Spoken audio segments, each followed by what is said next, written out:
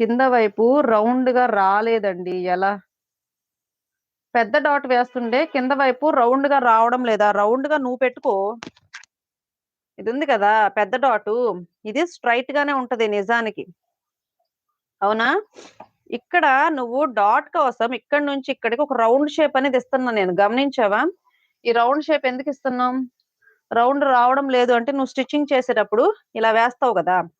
ఇలా వేసేటప్పుడు నీకిక్కడ ఈ ఎక్స్‌ట్రా క్లాత్ లేదనుకో, నీకు ఇక్కడి నుంచి ఇక్కడికి తీసుకునే క్లాత్ అనేది ఈ లెవెల్ తగ్గిపోయి అణిగిపోయినట్టొస్తది.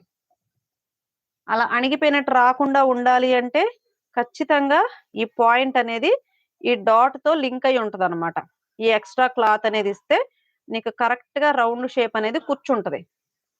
ఇగోండి. ఈ షేప్ అనేది ఇలా కరెక్ట్‌గా కూర్చుంటదనమాట. అండ్ ఇది కాదా నీ డౌటు ఇంకేదన్నా ఉందా? ఈ రౌండ్ షేప్ రావడం లేదు.